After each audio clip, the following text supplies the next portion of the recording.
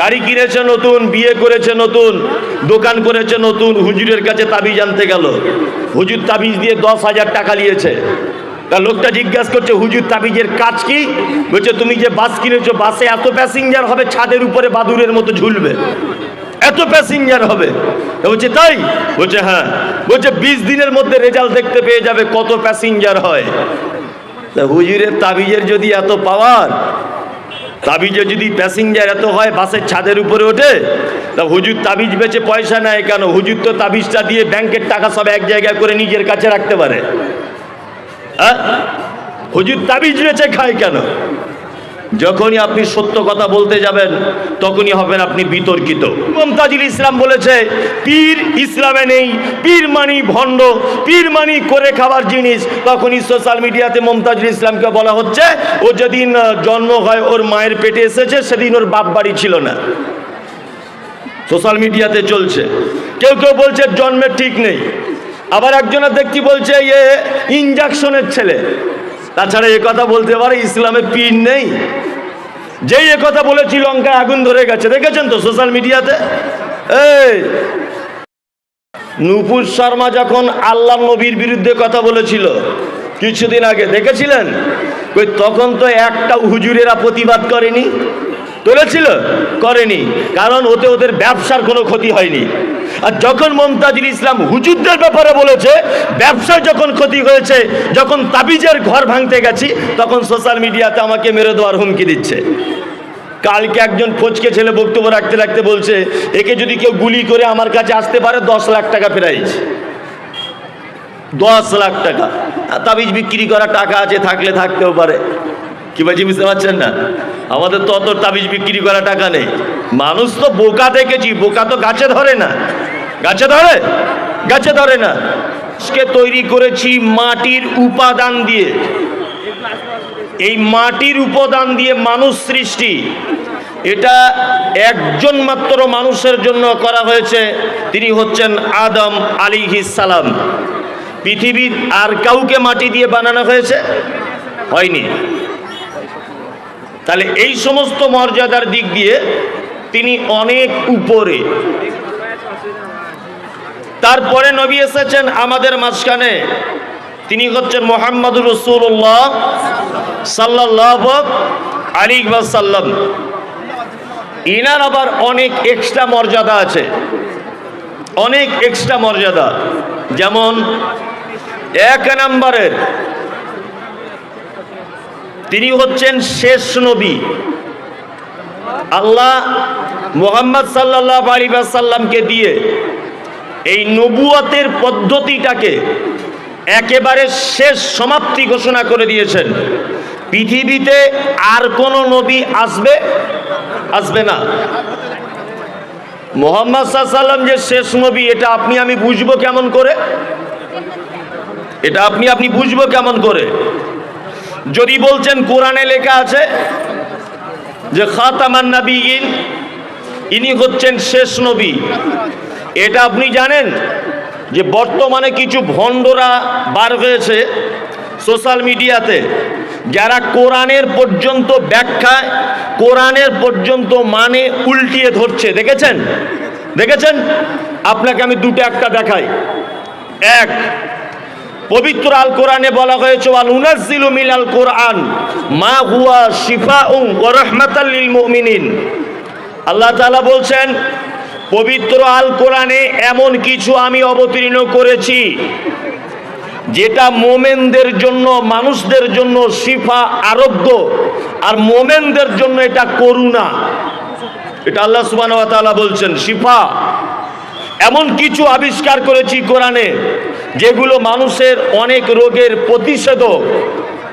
কিছু হুজুরেরা এই শেফা শব্দ দিয়ে রোগ ধরতে গিয়ে ব্যাখ্যা করেছে যে কোরআনে যে সব রোগের ঔষধ, তার মানে কোরআন এরকম সাদা কাগজে তাবিজের আকারে ভালো করে জুত করে লিখে হাতে বেঁধে দাও। কিছু হুজুরেরা ফতোয়া দিচ্ছে না? দিচ্ছে। অনেক হুজুরেরা বানছেও কি বানছে না? বানছে। অথচ আল্লাহ সুবহানাহু ওয়া তাআলা এখানে শিফা বলতে কি বুঝিয়েছেন, কোন রোগের কথা বুঝিয়েছেন, এটা আলেম ওলামারা একবারও যাচাই করার প্রয়োজন বোধ মনে করলেন না। আচ্ছা, সুদ এটা একটা সমাজের রোগ, কি রোগ নয়? রোগ তো, রোগ। একটা ছেলে একটা মেয়ে ব্যভিচার করেছে, এই ব্যভিচার আমাদের সমাজে একটা রোগে পরিণত হয়েছে না? হয়েছে। ভাই ভাই জমি জায়গা নিয়ে মারামারি, এটা আমাদের সমাজে একটা রোগে পরিণত হয়েছে না? হয়েছে। আপনার ঘুষ, এটা সমাজে একটা রোগে পরিবর্তন হয়েছে কি হয়নি? হয়েছে। ভাই ভাই অশান্তি, জমি জায়গা নিয়ে মারামারি, সুদ, ঘুষ, রাহাজানি, চুরি, মাতাল, ব্যভিচার, হারামখোর, এগুলো সমাজে আছে না নেই? আছে। আল্লাহ সুবহানাহু ওয়া তাআলা বোঝাতে চেয়েছেন যে প্রত্যেক সমস্যার ঔষধ আমি পবিত্র আল কোরআনের ভিতরে দিয়ে দিয়েছি। কোনো মানুষ যদি সুদ খায় তার কিভাবে চিকিৎসা করতে হবে কোরআন সেটা বলবে। পিতামাতার সঙ্গে কেউ যদি অসৎ ব্যবহার করে সেই বেটাকে কিভাবে চিকিৎসা করতে হবে এটা কোরআন মাজিদ বলেছে। কোরআন মাজিদ বলেছে অন্যের অর্থ আত্মসাৎ করে নেওয়া কত বড় পাপ, এটা কোরআন মাজিদ তার চিকিৎসা করে দিয়েছে। এই চিকিৎসার কথা আল্লাহ সুবহানাহু ওয়া তাআলা বলছেন। আর 2-3 নাম্বার জিলাপি হুজুর বলছে যে তাবিজ পরে ঘুরতে হবে, এটা ব্যাখ্যা করছে।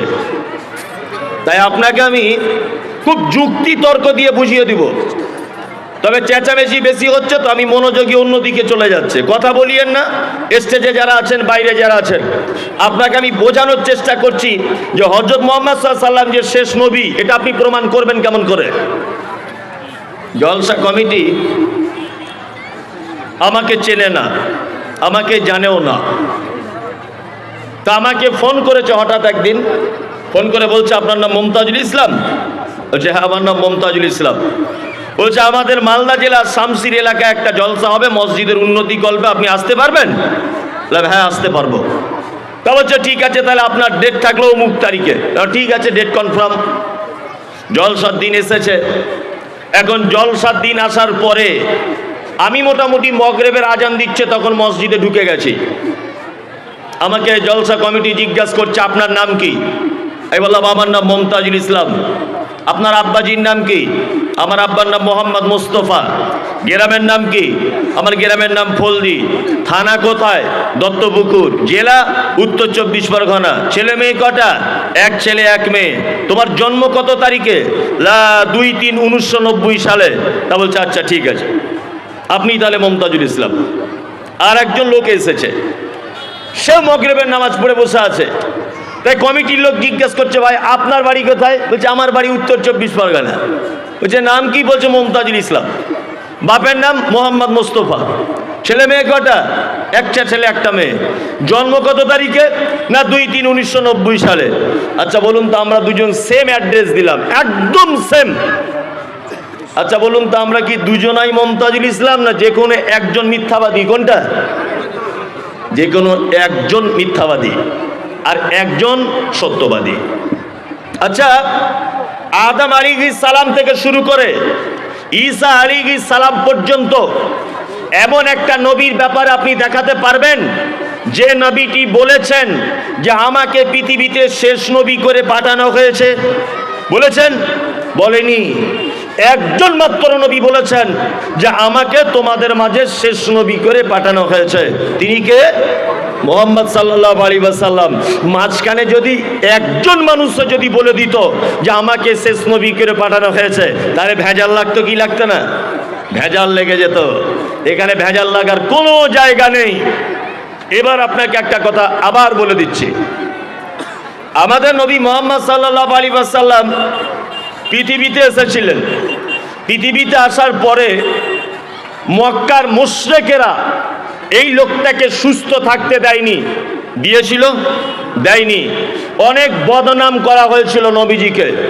সর্বপ্রথম বদনাম হলো এই যে হযরত মুহাম্মদ সাল্লাল্লাহু আলাইহি ওয়াসাল্লাম একজন পাগল। বলা হতো না? বলা হতো।